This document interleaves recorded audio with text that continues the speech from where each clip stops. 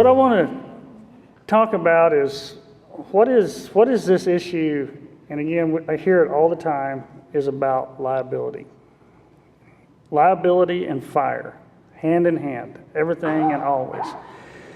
And so I think that has become the scapegoat for fire. Everybody understand what scapegoat is? Go back to Exodus.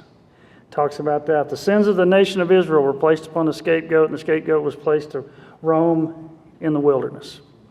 That was the scapegoat. So what's that done? So this is part of a paper that we have submitted, written. Again, I'd like to acknowledge others that definitely worked on this tremendously. Chris Wonka, Drac Twidwell, Diane Stroman, Morgan Russell Treadwell, Urs Corridor, and Butch Taylor working on this. And it's, again, looking at what is the issues with liability and what happens and what goes on within that. And so if you look at people and you talk to people, the number one reason most people don't conduct burns or don't do prescribed fires is when you talk to them about it, it's liability. That's the number one issue that happens within that. And again, we can look at all these surveys that have been published ad nauseum up there. I mean, there's a whole list, and we can add more to it, where liability is, at least if it's not the top issue within that survey, it's within the top 3 every time. It's always liability, liability, liability, liability. So why? Why is it liability? What is that? And then the next thing we always do is, what is the facts? What are the facts about liability and what it does and what can happen with it? So if we want to think about that, let's look back in history. So we go back to look at laws, because laws, a lot of times, if you didn't have laws, there wouldn't be no such thing as liability, correct? Because law defines liability. So the first example of fire liability law is from the Bible.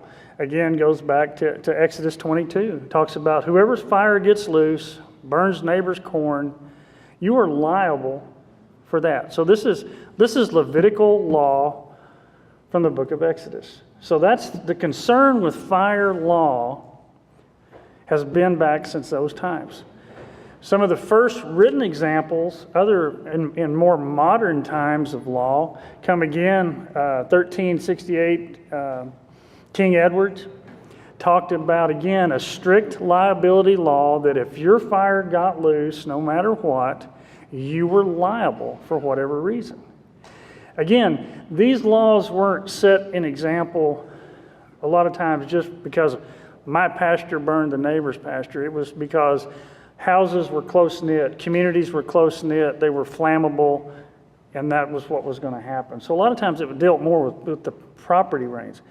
But actually, as things started going on, so in 1401, they actually modified King Edward's law because they started realizing that strict liability was wrong, because it stated in there, whatever the cause of the fire, you were liable if it started on your property. So if a lightning strike had occurred and caught my house on fire, and then it went over and burned somebody else's house, I was still liable, even though it was a lightning strike and it was nothing I could do about it.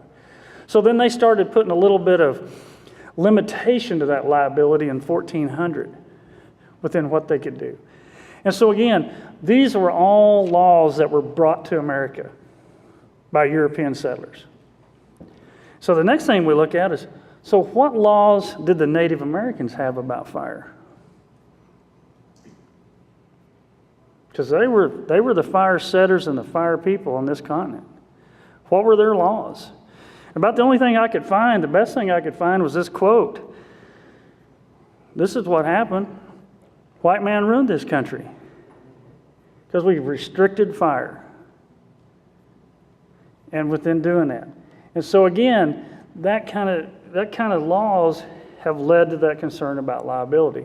So if we think about liability and we think about laws, there's 3 types of laws within this country that deal with fire. The first one is a strict liability, again, that places that burden of liability upon the burner.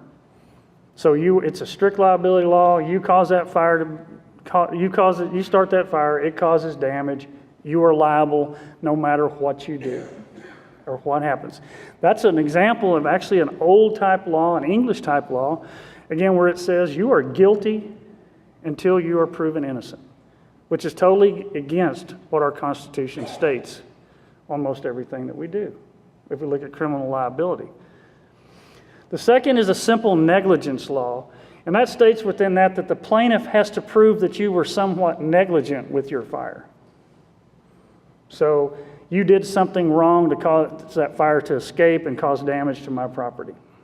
I'm doing that. Again, that's modern U.S. law. That's our laws. You are innocent until somebody proves that you were guilty on what was going on. The third type of law is a gross negligence type law, or a law that states that you are not negligent for your damages unless the plaintiff can prove that you were grossly or willfully negligent, that you intentionally set this fire to cause damages, which is very difficult to prove. And this is some of the modern fire laws that have been developed. Florida has been the leading example of that. As Steve Weir, in 1990, the Prescribed Burning Act was enacted in the state of Florida, which set the way for other states that followed that law. And again, it's a good law. But again, in areas where we're not used to things like that, that law, there is a certification process, there is a permitting process, there's other things that you have to do to receive benefit from that law. Within that, work was done. This is from a paper that was done in 2006. Just shows that the number of states that have that, it states that there were 6 states that have a strict liability type law, and they're listed on that table within there. 18 states have simple negligence. 4 states have gross negligence, which again, at that time, that's currently up to about 10 states that have a gross negligent type law. But there's 22 states that they're really unspecified. They really don't have it. So again, we don't have a big cohesion of laws within this country concerning fire. And again, we do have that range. We have that range where you're either liable, no matter what you do, or you're not liable unless somebody proves that you were just out there being an idiot with your fire. So we've got that whole range of fire that goes within that, or with laws within that.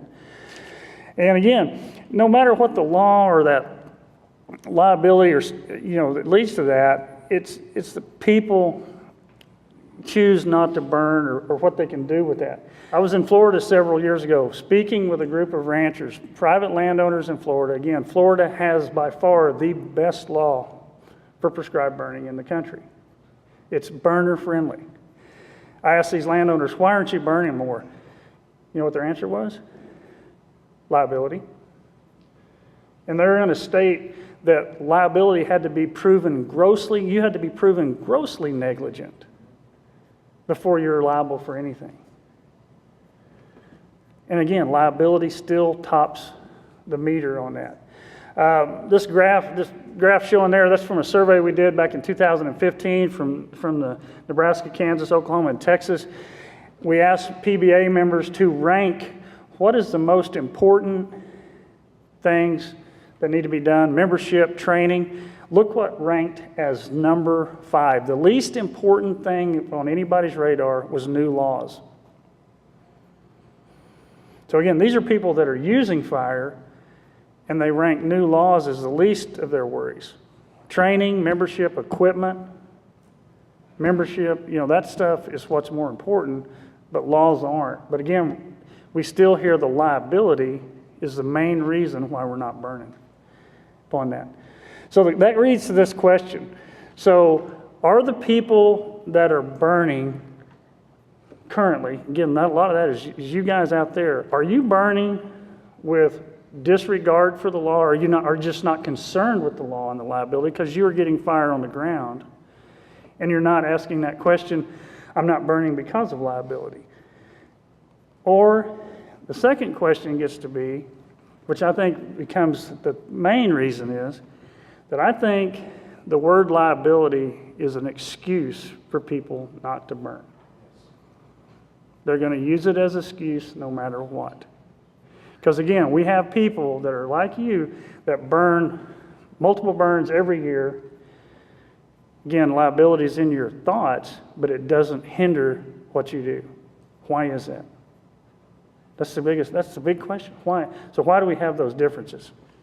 So again, risk leads to liability, or liability leads to risk, right?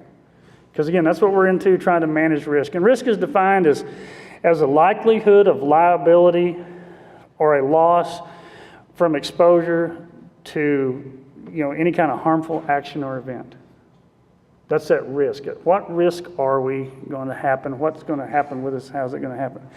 There's also 3 aspects of risk. If you look at legal terms, how they define risk and how they measure risk, if you look at insurance and within things of doing that, and that's, first off, is a probability of a loss. So what is the chances of you conducting this action and there being an actual loss from it?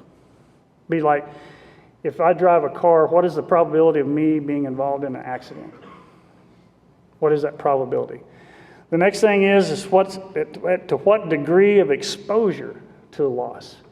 So if I'm doing this, what kind of degree of exposure am I exposing people to? So it'd be like if I'm driving a vehicle under the influence of alcohol, the exposure rate goes up dramatically.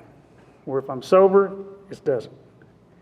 And then what is the magnitude of that possible loss? So how big is it going to be? How much money is it going to cost us? So those are 3 things we need to think about on liability as we go on. Also, again, there's been work done that looked at the factors that influence risk. And again, a lot of that's access to information. How well do we have information about prescribed fire? How well is our training programs? How well are we able to equip and get people going within that? Also, what about the knowledge of fire? What is people's knowledge of fire and understanding of that? Access to equipment, financial resources to allow us to get equipment, things that we have going. And then, as again, we've been hearing, it's about what are the social norms? Because societal, again, as we heard it in high school, but it still goes on every day, and that's peer pressure. What is the peer pressure about fire in your community, in your area, within that? And also, what about the media coverage of fire? How does the media portray fire, and in what light, and how does that do, and what's that going on that? So again, as we go through risk, there's really 2 types of risk that we're dealing with. And the first one is acceptable risk. And that's a level of potential loss that a community or a group of people or society or whatever, they accept. It's acceptable. An acceptable type loss. We're going to do this, and it's acceptable if something happens. And then there's perceived risk. And that perceived risk is risk that we know nothing about. We perceive that it is dangerous. Which one do you think prescribed fire falls under? Perceived risk every day by most people. Because again, it's perceived. They don't know for sure what is going on or what that is. So some examples of what happens whenever those risks are involved and those things that can happen occur. So, and that's what we have to look at. What are the facts? What are the facts about risk and what happens and what can go on? So I currently, for the last 18 years, I've taught a prescribed fire class at Oklahoma State University. I have students go out with me and conduct burns. Again, I've had over 600 students in the last 18 years, 300 plus burns. We burned over 18,000 acres during that time frame. I've had 2 minor injuries. Haven't had any, just minor injuries within that. I've had other people come to me from other universities and go, how do you get that done? We've asked our lawyers. They won't let us burn. They won't let that happen. It doesn't happen. We can't get it done. We can't get it accomplished. And it's like, why? I mean, what are we doing that is dangerous or difficult? But you mention fire, and what happens? The perceived risk goes up dramatically. Whereas if we compare it to the chemistry lab, so let's turn a bunch of college students loose with strong acids, strong bases, glassware, and open flame in a confined space. Which one's safer? Well, by far the chemistry lab is. Just ask anybody. But again, it's an acceptable risk otherwise than a perceived risk within doing that. So, documented. Since 1997, there have been multiple fatalities and injuries in university chemistry labs across the nation. Actually, that picture there on the bottom right, as you're looking at it, that was from this last week at the University of Delaware. 2 grad students were injured in a lab explosion at the University of Delaware. Then another chemist was quoted as saying, "University chemistry labs are unsafe venues for work or study." But we're still going to chemistry labs. It's an acceptable risk. It's acceptable liability. But if you mention we're going to do prescribed fire lab, oh no, we can't do that. Again, why does that happen? So again, what are the facts? What are the facts that we see? And so, unfortunately, a lot of our agencies and stuff get along the same lines of what's going on. And not meaning to pick on anybody, but we've got great examples of that. NRCS, a few years ago in Nebraska, NRCS employee was injured by a four-wheeler on a prescribed burn. The fire had nothing to do with the injury. Four-wheeler flipped over. Employee was injured. Fortunately, he recovered. But policy set forth by NRCS in Nebraska, no more writing plans, no more assisting with burns. And we're doing it. We immediately had a reaction to an injury, to a risk. A few years before, 2007, in the state of Montana, NRCS employee flipped a four-wheeler while doing a soil survey and was killed. Did NRCS stop doing soil surveys? Nope. Why? We did fire and nothing was related to it. The person was injured. We stop all activities. We have somebody killed. We continue those activities. Again, that's multiple examples. Again, we see that from everything that we do. National Park Service. If anybody wants some great reading, get online and look for the National Park Service Fire Manual, Policy Manual. It is, as I said up here, what is it? It's 21 chapters, almost 400 pages long. This is only about prescribed and wildfire. Actually, there's Appendix 3, seriously, is 5 pages of acronyms that are defined within that. What other policy does the National Park Service has that takes 400 pages to explain it?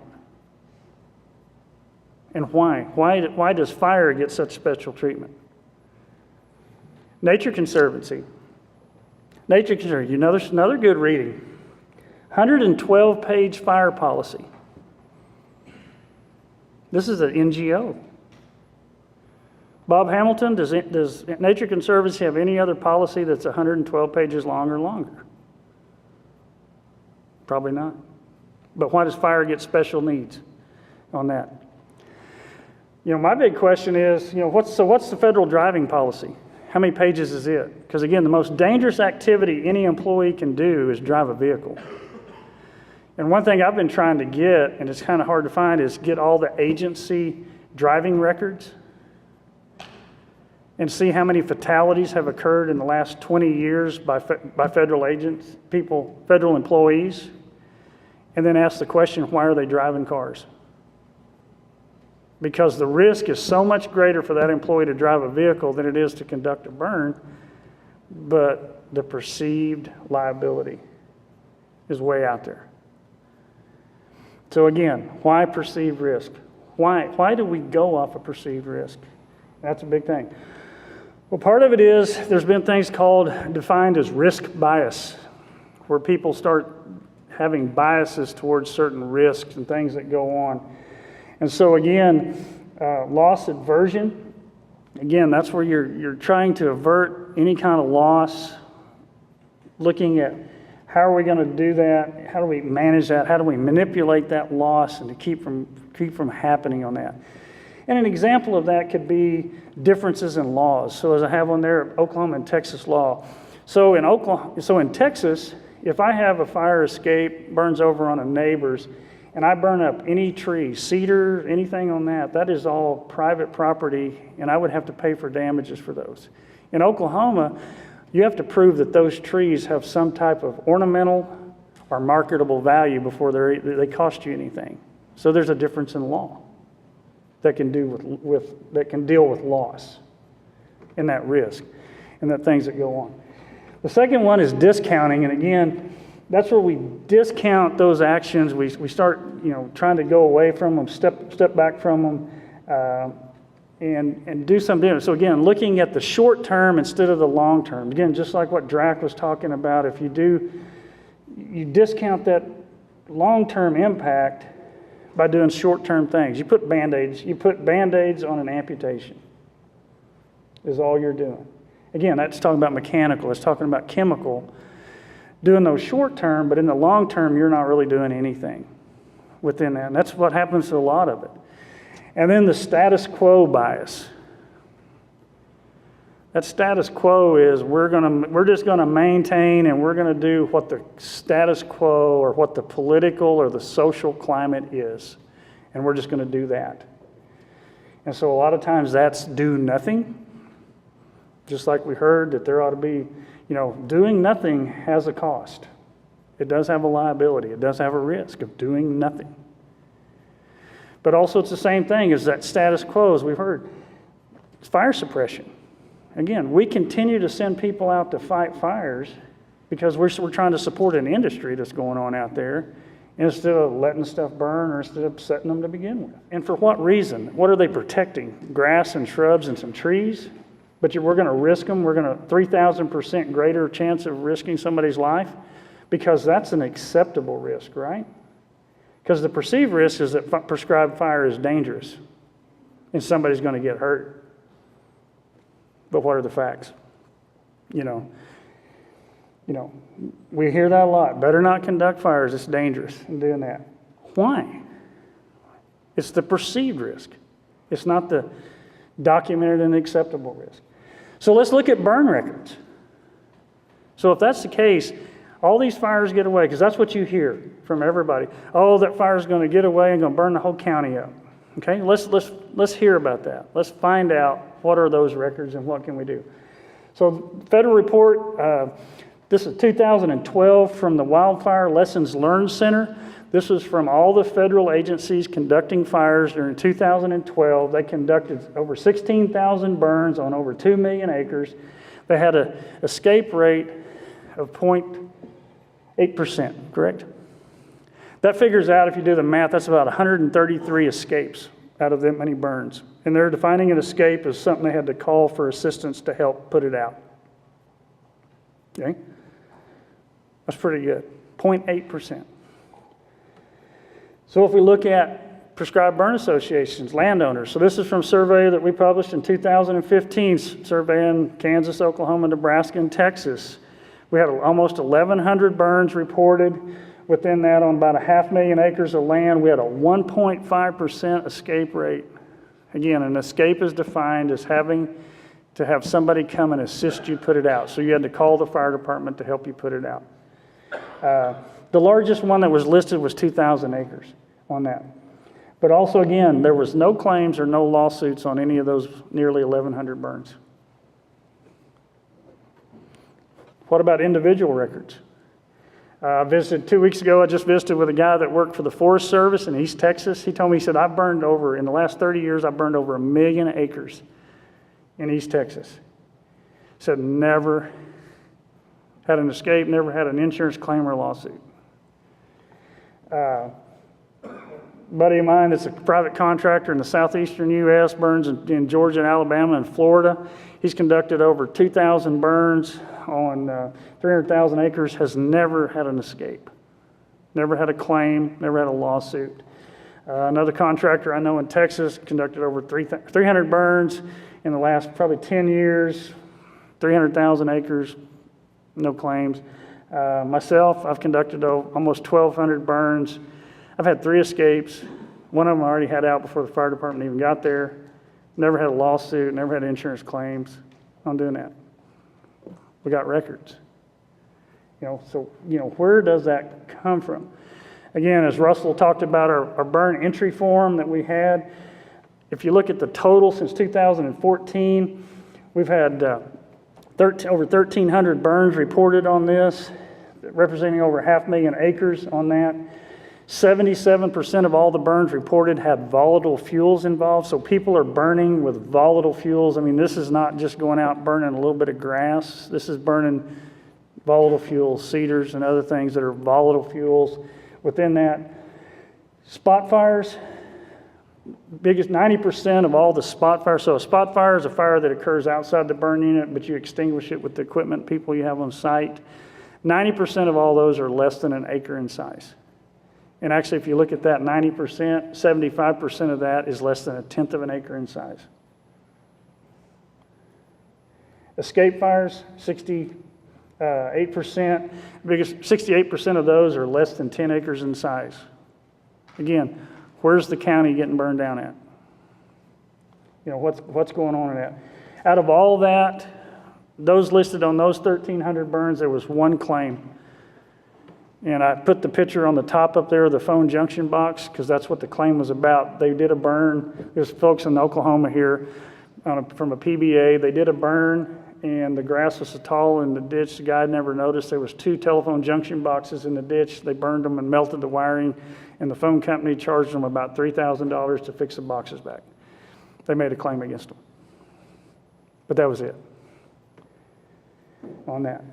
So again, as we talking with insurance actuaries, insurance companies, people around, we cannot find anywhere where there has been a large lawsuit of any sort from any kind of properly conducted prescribed burn in this state.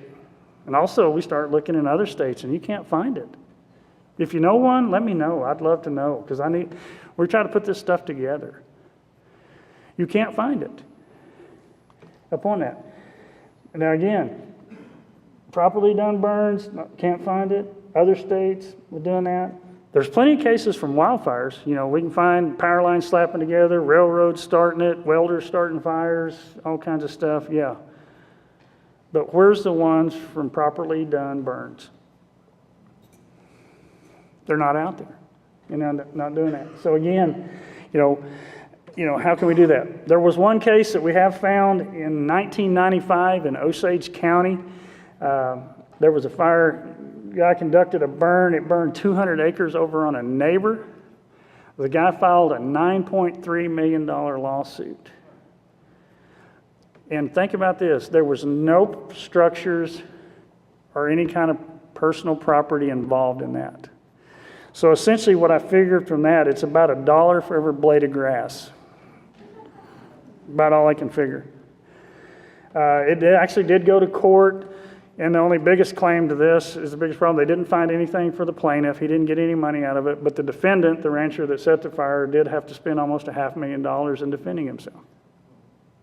That was the only downfall of this whole side on that. But that's one of the only few cases that we can find anything. And again, there wasn't any exchange of money within that. And so again, then we talk about insurance. A lot of times you hear that thing about insurance. Again, a lot of landowners, you know, again, most time our landowner liability policies cover damages from escape fires. That's what you hear. But you also hear people always, you know, talk about they would like a standalone policy that stands alone and trying to get that. And it's a big part of that. And they, you know, again, you know, would do fire if we had that. So let's try to get that. Actually, if you look at the graph over there, that was again from that 2015 survey we did of the burn associations. Insurance come out as number 2 importance. People wanted insurance. But I'll tell you this, that was from Kansas, Oklahoma, Texas, and Nebraska. If you took away one state out of that deal, insurance would have went down to about number 4. There's one state represented there that's fed up with insurance. And some of you know who it is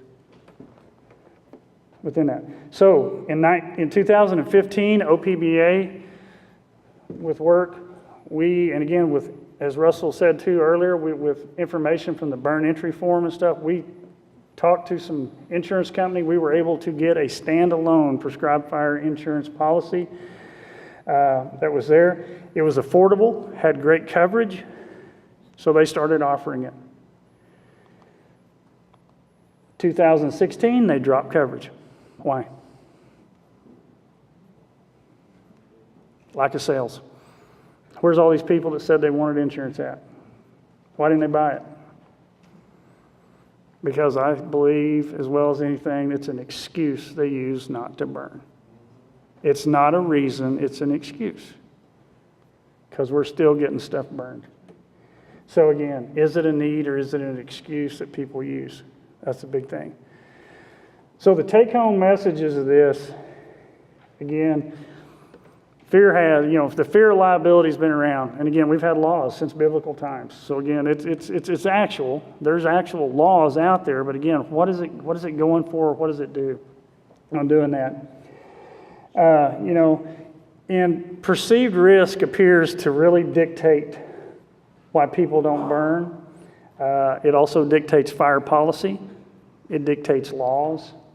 It dictates public opinion.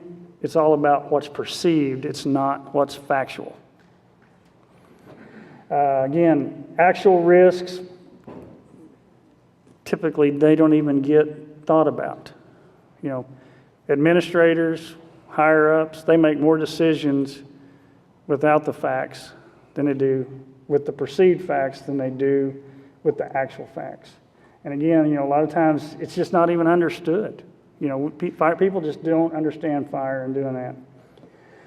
Also, it appears, again, a lot of times, a lot of our policies, a lot of our risk management decisions are made on emotion. Crisis and emotion dictate more than anything else.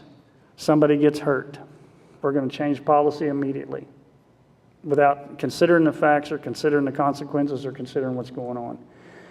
Again, other activities are way more dangerous than prescribed fire ever thought about, but what do we still do? We don't offer it or we don't allow it because we think it's dangerous. It's that perceived risk. But again, we let people drive cars. We let people operate equipment. We do all that because that's acceptable in the norm. Even though we can show what the risk is and how much greater chance you are going to get hurt within doing that. Again, burn records are proven. They're important to get. And so again, the more we can report, the more we can get out, the more we can get that information out to people on what we can do and how we can do it. Just in this talk right here, I listed you 22,517 burns with 172 escapes. So that's a 0.8% escape rate. But I think that's the wrong way to state it. That's a 99.2% success rate. That's what we need to be telling people. What's the success? 99.2. Again, we're talking about risk. We're talking about liability. Everybody's scared of that. Out of all those burns, the federal government's, the 16,000 burns from the Wildfire Learning Center, I don't know. I didn't have information if any of those involved any kind of insurance claims or not. So I took those numbers out. That left the over 5,000 burns that we know that were reported that there was no insurance claims or no lawsuits involved on any of those. Again, 0.01% chance or 99.99% chances you're not going to have a lawsuit or an insurance claim when you burn. So that's the big part of it. Again, go back to what we said, the three aspects of risk. The probability of the loss. So what have we shown here? What is the probability of a loss? 99.99% of the time you're not going to have a loss.